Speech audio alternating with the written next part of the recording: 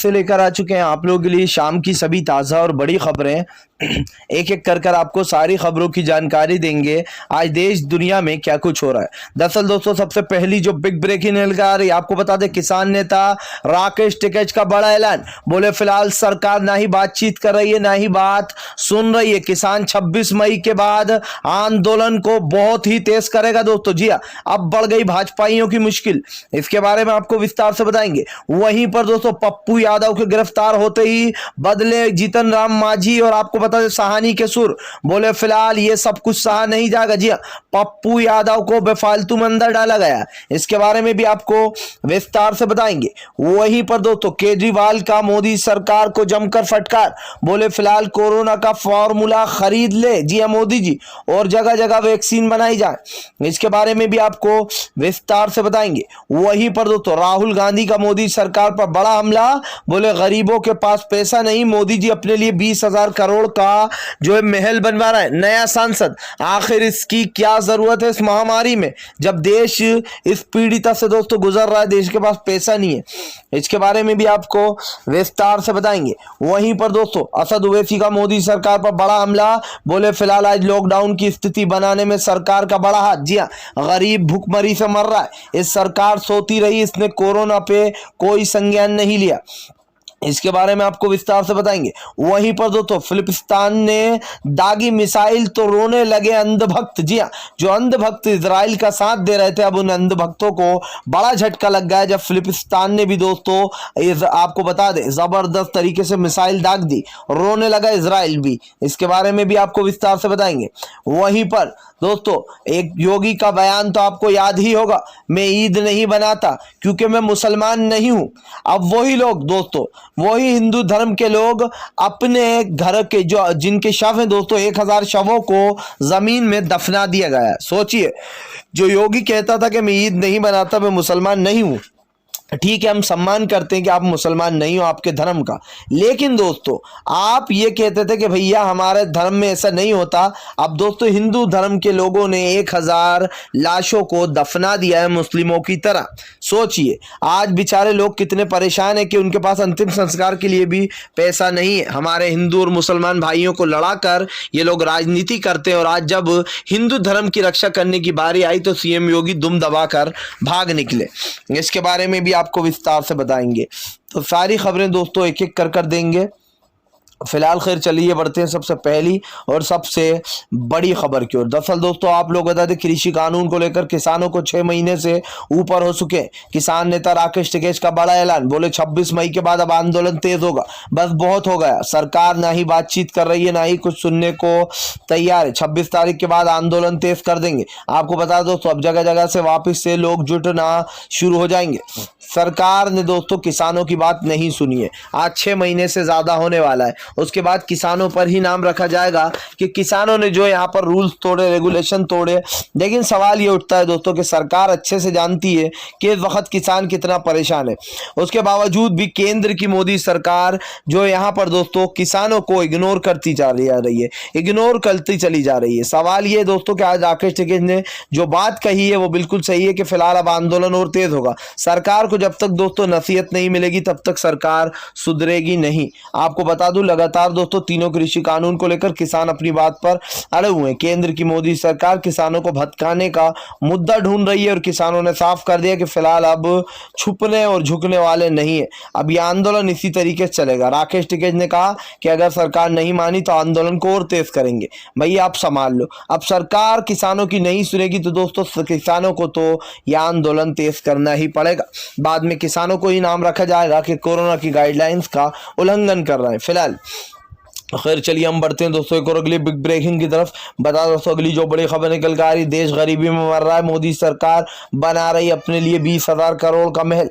दरअसल दोस्तों, राहुल गांधी ने एक बार फिर से केंद्र सरकार पर बड़ा हमला बोलते हुए कहा है कि फिलहाल गरीब और मजदूर जो है वो गरीबी में मर रहा है और इस आपदा में भी मोदी सरकार को अपने लिए 20,000 करोड़ का महल बनाना है। आपको बता दोस्तों, सेंट्रल विस्टा प्रोजेक्ट को लेकर मोदी सरकार लगातार घिरती चली जा रही है, जिसको लेकर एक बार फिर से राहुल गांधी ने सवाल उठाया कि आज देश की स्थिति बिगड़ चुकी है। गरीबों के पास खाने के लिए खाना नहीं है, लोग जो है दोस्तों लावारिसों की तरह रोड पर मर रहे हैं, हॉस्पिटलों में ऑक्सीजन और बेड की कमी पड़ रही है, लेकिन सरकार अपने 20,000 करोड़ के प्रोजेक्ट को नहीं छोड़ सकती। सोचिए दोस्तों, आज जब हमारे देश में पैसे की सबसे ज़्यादा तंगी है, उस समय में 20,000 करोड़ का खुद के लिए एक महल बनाना, ये कौन सी नई बात है। सोचिए दोस्तों, मोदी सरकार आखिर सोचती क्या है। ये कैसा प्रधानमंत्री दोस्तों हमें मिल गया है कि जो कि सिर्फ अपने बारे में सोचता है कि कल को अगर मुझे कुछ हो भी जाए तो लोग मेरा ये सेंट्रल विस्टा प्रोजेक्ट को देखकर मुझे याद रखें। और जबकि दोस्तों इसका कोई अंत भी नहीं है। लोग जानते हैं कि फिलहाल मोदी सरकार का कब सफाया हो जाए 2024 में, कोई नहीं जानता, क्योंकि सरकार जिस तरीके से दोस्तों अपनी नाकामी छुपाने की कोशिश कर रही है, ये साफ दिखाई देता है कि फिलहाल भारतीय जनता पार्टी का पूरी तरीके से दोस्तों सफाया 2024 में तय है। लोगों ने अपने परिजनों की जान खोई है, कोई प्रधानमंत्री नरेंद्र मोदी को वोट देने वाला है नहीं। ये साफ दिखाई दे रहा है कि इनका अंत की शुरुआत बंगाल से ही हो गई थी। जब ममता बनर्जी के सामने मोदी की करारी हार हुई, तभी लोगों ने लिख दिया कि अब मोदी की जो एक तरीके से दोस्तों लोग पसंद किया करते थे, उनकी एक पॉपुलैरिटी थी, वो पूरी तरीके से ध्वस्त हो चुकी है, किसी मिट्टी के ढेले की तरह।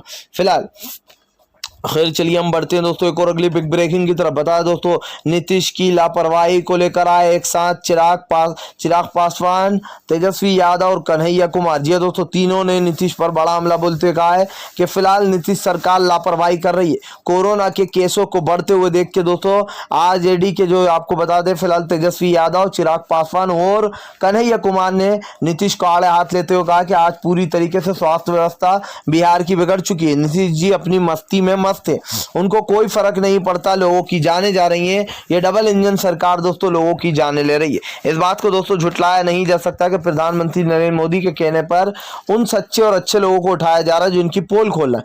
सोचिए दोस्तों, आज तेजस्वी यादव ने कहा कि मोदी सरकार भले ही लोगों को डरा ले, धमका ले नीतीश सरकार, लेकिन फिलहाल लोग डरने वाले नहीं है। बिहार में जिस तरीके से कोरोना के केस बढ़ रहे हैं, लगातार मौतें हो रही हैं, इसको छुपाने की नीतीश सरकार भी कोशिश कर रही। भाई क्यों ना करे, जिस पे भी मोदी जी का हाथ पड़ जाता है वो मोदी जी की चाल चलने लगता है। जी हाँ, ये भी मोदी जी की राह पर ही है। लेकिन सवाल ये उठता है कि फिलहाल इनके जो दोस्तों एक तरीके से राह है वो कब तक चलने वाली है, क्योंकि हम आपको बता दें फिलहाल जो केंद्र की मोदी सरकार है वो पूरी तरीके से दोस्तों ध्वस्त हो चुकी है। इनकी पोल पट्टी खुल चुकी है कि नीतीश और मोदी मिलकर दोनों बिहार का सत्यानाश करने में लगे हुए हैं। फिलहाल खैर चलिए हम बढ़ते हैं दोस्तों एक और अगली बिग ब्रेकिंग की तरफ। बता दोस्तों, असद ओवैसी का मोदी सरकार पर बड़ा हमला, बोले फिलहाल लॉकडाउन की स्थिति बना दी, इसकी जिम्मेदार सरकार है। जी सरकार अच्छे से जानती थी कि फिलहाल आने वाले समय में क्या होगा, लेकिन उसके बावजूद भी सरकार ने कोई विकल्प नहीं चुना। आपको बता दें, असद ओवैसी कहना है कि आज जिस तरीके देश में कोरोना बढ़ गया है, इसका जिम्मेदार कोई और नहीं बल्कि प्रधानमंत्री नरेंद्र मोदी। जिस तरीके से दोस्तों बंगाल में रैलियां की गई हैं, उनको भुलाया नहीं जा सकता है। प्रधानमंत्री नरेंद्र मोदी बड़े बड़े दावे करते हैं, उनके सारे दावे फुस हो चुके हैं। दोस्तों आपको बता दें, लगातार प्रधानमंत्री नरेंद्र मोदी की जो वाणियां हैं वो पूरी तरीके से फ्लॉप होती रही। प्रधानमंत्री नरेंद्र मोदी बड़े बड़े दावे ठोकते रहे, उधर लोगों की जाने जाती रही। इसका जिम्मेदार असद ओवैसी ने सरकार को ठहराया। उनका कहना है कि फिलहाल ऑक्सीजन लाने में इतनी देर, 2-2 दिन तक ऑक्सीजन के टैंक खड़े होते और सरकार इस पर कोई संज्ञान नहीं लेती। सरकार जब अच्छे से जानती थी कि फिलहाल कोरोना की दूसरी लहर आएगी तो सरकार ने पहले से इंतजाम कर क्यों नहीं रखा। दोस्तों इस बात को झुटलाया नहीं जा सकता है कि फिलहाल केंद्र की जो मोदी सरकार है वो पूरी तरीके से नतमस्तक हो चुकी है।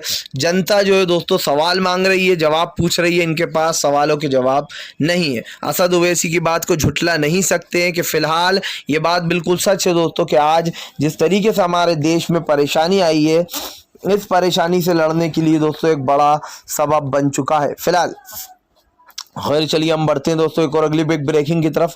बता दोस्तों अगली जो बड़ी खबर निकल कर आ रही है, आपको बता दोस्तों पप्पू यादव के गिरफ्तार होते ही जीतन राम मांझी और सहानी ने बदले सुर। जी हाँ, बोले फिलहाल ये सब कुछ नहीं चलेगा।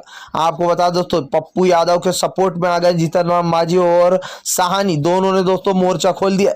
बताया जा रहा है कि बहुत जल्दी बिहार की दोस्तों सत्ता में अब परिवर्तन हो सकता है। दोस्तों लालू प्रसाद यादव के जेल से बाहर आते ही जो है गर्मा गई है सियासत, नीतीश अपना पद खो सकते। जी हाँ, जिस दिन भी दोस्तों 2-4 विधायक टूटे कि समझ लीजिए पूरी तरीके से जो बीजेपी और नीतीश की सरकार का खेल है वो पूरी तरीके से बिगड़ जाएगा और बिहार में सरकार बनेगी तेजस्वी यादव यानी कि आरजेडी की। दोस्तों यहाँ पर साफ दिखाई दे रहा है कि भारतीय जनता पार्टी की उल्टी गिनती शुरू हो चुकी है और जिस तरीके से ये गिनती शुरू हुई है इस बात को झुटलाया नहीं जा सकता है कि बीजेपी के लोग दोस्तों अपने आप में ही फंस चुके। इनको फिलहाल दोस्तों वोटों की कमी पड़ने वाली है और यहाँ पर साफ दिखाई दे रहा है कि आने वाले समय में नीतीश को कोई वोट देने वाला है नहीं। जीतन राम मांझी और साहनी ने जिस तरीके से पप्पू यादव के सपोर्ट में उतरे उन्होंने बीजेपी और नीतीश दोनों को ही आड़े हाथ ले लिया और दोनों पर जमकर बरसे फिलहाल। खैर चलिए हम बढ़ते हैं दोस्तों एक और अगली बिग ब्रेकिंग की तरफ। बता दोस्तों तो योगी सरकार की खुल गई पोल। यूपी में जिस तरीके से हिंदुत्व का डंगा ठोकती थी योगी सरकार हिंदुत्व की पोल खोल कर रख गई। याद कीजिए दोस्तों योगी का वो बयान जो उन्होंने विवादित बयान दिया था। उन्होंने कहा था कि भाई मैं जो यहाँ पर अयोध्या में होली मनाऊंगा और मुझसे पूछा कि फिर ईद कहाँ मनाओगे तो उन्होंने कहा कि भाई मैं मुसलमान नहीं हूँ जो मैं ईद मनाऊंगा। ये उनका विवादित बयान था जबकि लोग कहते हैं कि चलो भाईचारा बढ़ाने के लिए हम कह देते हैं लेकिन ठीक है हम उनकी रिस्पेक्ट करते हैं दोस्तों जो उन्होंने कहा था चलिए इस बात को मान लेते हैं। लेकिन अब योगी के दावे फेल हो गए। जो योगी सरकार हिंदुत्व का दावा ठोकती थी जो बड़े बड़े दावे करती थी सोचिए दोस्तों अब आपको एक सच्चाई जानकर हैरानी होगी योगी के ही गढ़ में जी हाँ योगी के गढ़ में दोस्तों यूपी में 1001 जो लाशें हैं उनको दफना दिया गया। सोचिए अंतिम संस्कार नहीं किया गया हिंदू शवों का उनको मुसलमानों शवों की तरह दफना दिया गया। अब कहाँ गई योगी सरकार जो हिंदुत्व का डंका पीटती थी और बड़े बड़े दावे करती थी कि मेरे लिए मेरा धर्म ही सब कुछ है हम धर्म के साथ खिलवाड़ नहीं करेंगे ये करेंगे वो करेंगे। आज बेचारे दोस्तों हिंदू धर्म के भाई लोगों को अपने शवों का जो यहाँ पर दफनाना पड़ा सिर्फ किस लिए पैसों की तंगी की वजह से। क्योंकि दोस्तों अगर वो लोग वहां पर जाएंगे शमशान घाट में तो उनको अपने मुर्दे को दोस्तों जलाने के लिए पैसे देना पड़ेंगे। अगर आपकी जेब में 22,000 रुपए नहीं है तो आप अंतिम संस्कार भी नहीं कर पाओगे।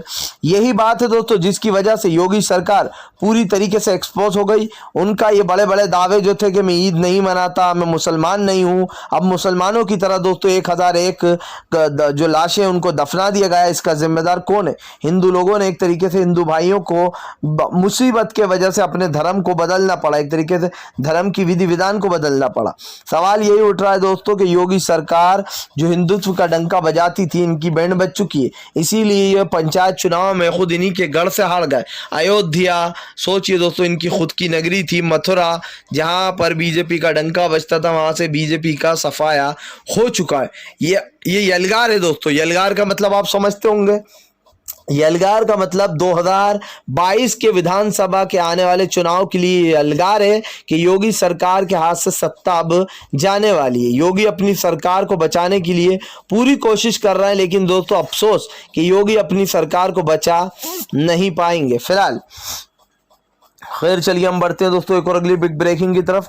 बता दोस्तों अगली जो बड़ी खबर निकल कर आ रही है आपको बता दें फिलहाल जबरदस्त तरीके से फंस गए इजराइल। जी हाँ दोस्तों आपको बता दें जिस तरीके से मुसलमानों पर जुल्म हो रहा है जिस तरीके से दोस्तों फिलिस्तीन और इजराइल के बीच में जंग चल रही है अब इजराइल को बड़ी धमकी दे दी है दोस्तों सभी मुस्लिम देशों ने। जी हाँ सारे मुस्लिम देश आए एक साथ इजराइल का होगा वंटा ढाल।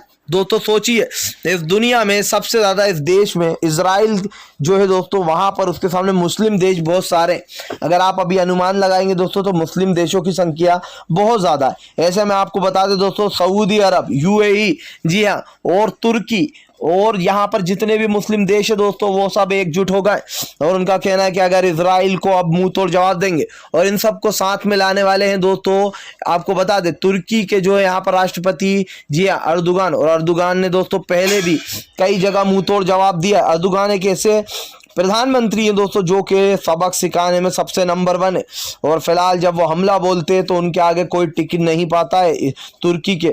ऐसे में अर्दुगान ने सबको एक कर लिया है सारे मुस्लिम देशों को और अब यूएई पर दोस्तों वॉर करने की तैयारी। हालांकि आपको बता दें कल फिलिस्तीन ने भी आपको बता दोस्तों फिलिस्तीन ने इसराइल पर कल जो है यहाँ पर मिसाइल दाग दी। जी हाँ लगातार पाकिस्तान भी सपोर्ट कर रहा है। हर कोई दोस्तों फिलिस्तीन के सपोर्ट में आ रहा है। जिस तरीके से इसराइल लोगों की जानें ले रहा है वो वो भी रमज़ान के समय में दोस्तों, ये अपने आप में एक बड़ी बात है कि फ़िलहाल इन लोगों को सबक तो सिखाना ही चाहिए। अब इससे साफ दिखाई देता है कि फ़िलहाल पूरे मुस्लिम देश एकजुट हो गए दोस्तों, और जब इतने सारे देश एकजुट हो जाएंगे तो आप समझ सकते हैं, क्योंकि मुस्लिम देश बहुत ज़्यादा है। अगर आप अनुमान लगाएंगे दोस्तों तो मुस्लिम देश की संख्या बहुत ही ज़्यादा है। जी हाँ, फिलहाल खैर चलिए हम बढ़ते हैं दोस्तों एक और अगली बिग ब्रेकिंग की तरफ। बता दोस्तों अगली जो बड़ी खबर निकल कर आ रही है, आपको बता दें फिलहाल बाबा रामदेव के ऊपर FIR दर्ज होने से बिलबिला उठे बाबा रामदेव। बोले फिलहाल हमने तो यूं ही बयान दिया था। दरअसल दोस्तों आप लोग बताते बाबा रामदेव के उस विवादित बयान को लेकर जो एक घमासान मचा हुआ है, जो कि बाबा रामदेव ने कोरोना मरीजों को लेकर दिया था।